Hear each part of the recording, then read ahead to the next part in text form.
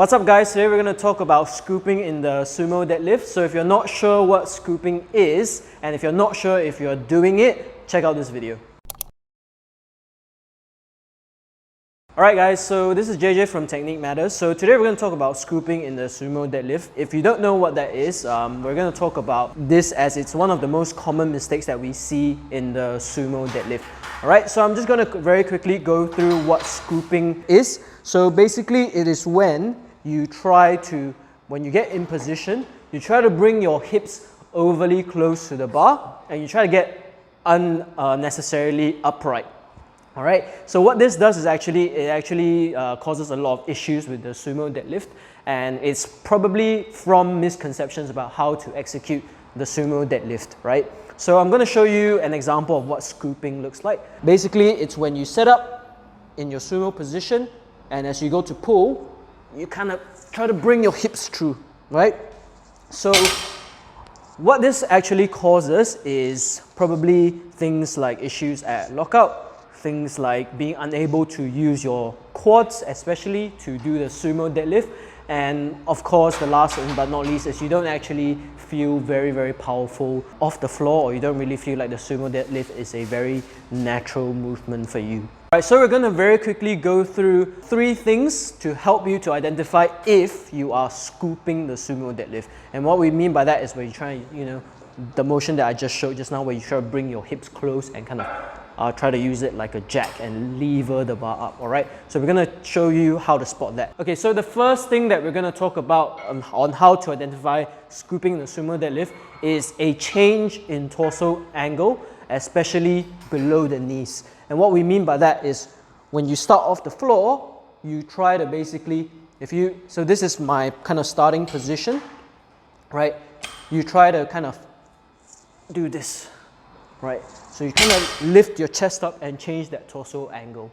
The second one is you don't feel your quads off the floor, all right? So if you look from the side, you can see why this will happen, right? If you start to scoop, you're just trying to use your hips, right? And you're not actually, and if you change your torso angle, you basically deleverage your quads from being able to push into the floor. All right, so that's number 2. You don't feel your quads off the floor. All right, the third one, which is a little bit uncommon to see, but it actually starts from the bottom position when you scoop, is actually you struggle to actually lock out the deadlift, especially the sumo deadlift, really cleanly. All right, so what we're going to see is you're going to go to pull, you're going to come here, and then your hips are locked, and then you go like that, right?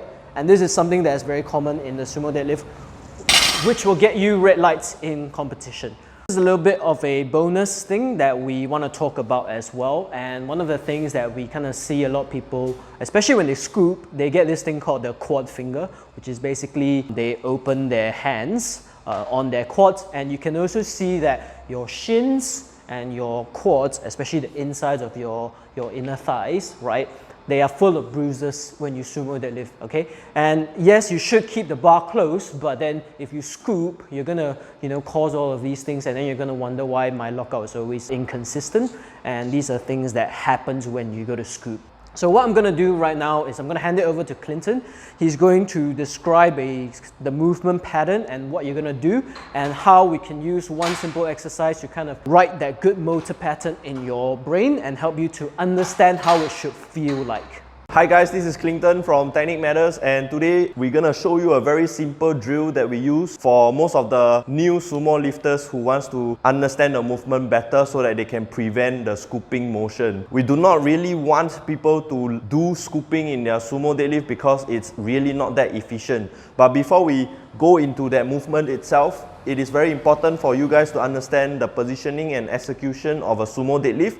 So if you guys are unsure how to do that, go and check out our previous deadlift videos, because we have a lot of video about the sumo deadlift and conventional deadlift as well. Anyway, this exercise is called a kettlebell drill in a sumo stance position. We like to use the kettlebell is because it's almost about the same height as the starting position for your sumo deadlift. You can also use it in a dumbbell, so probably later I will show it to you guys. Alright, so without further ado, I'm gonna get JJ to help me and assist me in this exercise so that I can show you how it's done. So the first step is obviously to get into a sumo stance.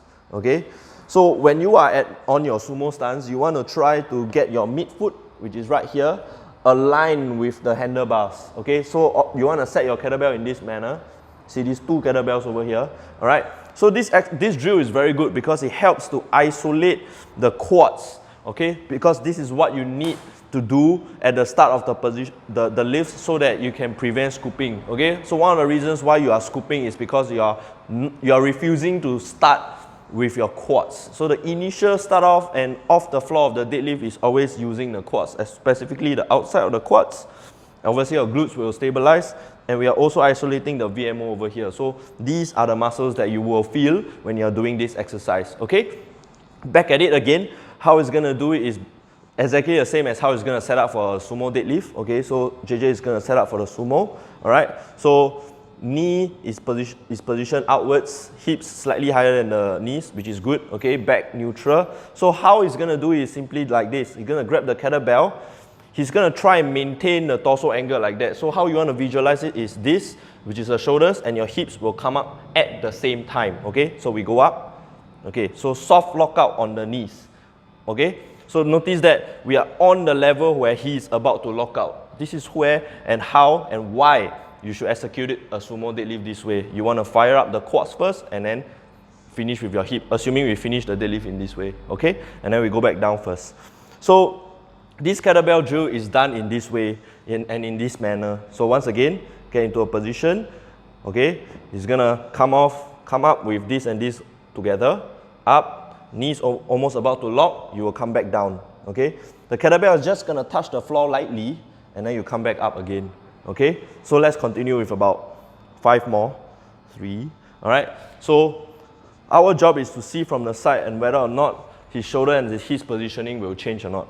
Okay, so one wrong way to spot it and to execute this movement is yes. So this becomes a scooping motion. Okay, you can rest a bit.